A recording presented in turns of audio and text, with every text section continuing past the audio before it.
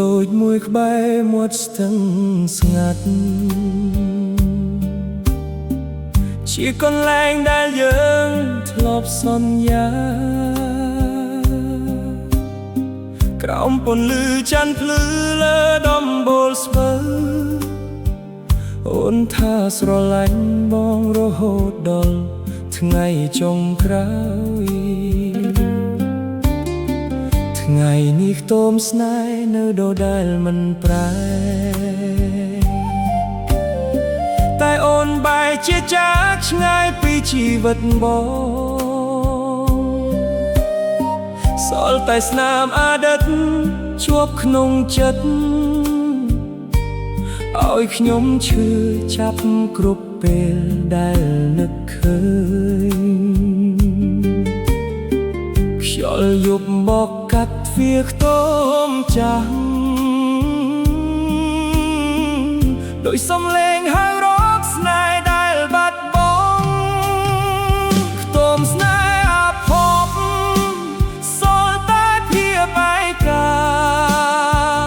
អង្គុយសំលឹងទឹកភ្នែកហូរមិនដឹងខ្លួនសន្យាធ្លាប់ឲ្យគ្នាคล้ายជាផ្សែងរសាត់តាមខ្យល់ខ្ទមស្នេហ៍អភពមិនអាចជួបអូនវិញនៅតែចាំរូបអូនទូដឹងគ្មានថ្ងៃមកស្នេហ៍មួយនេះស្លាប់ទៅហើយតែចិត្តបងនៅរស់ជាមួយការឈឺចាប់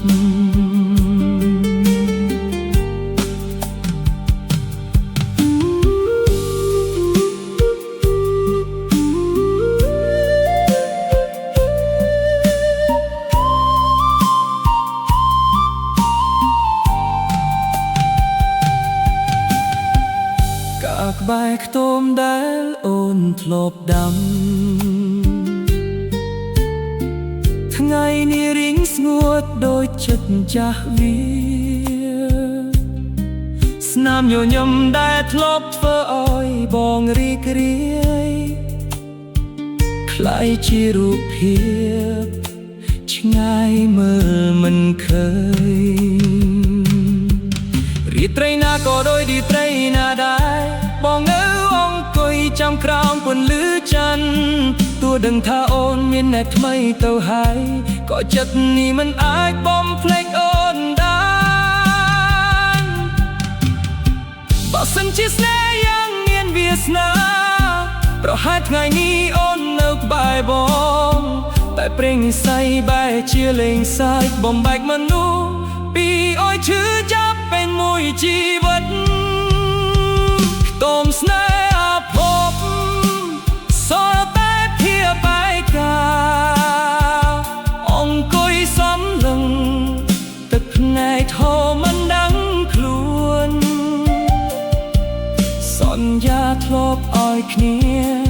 คล้ายជាផ្សែងរសាត់តាមខ្យល់ខ្ទមស្នេហ៍អភព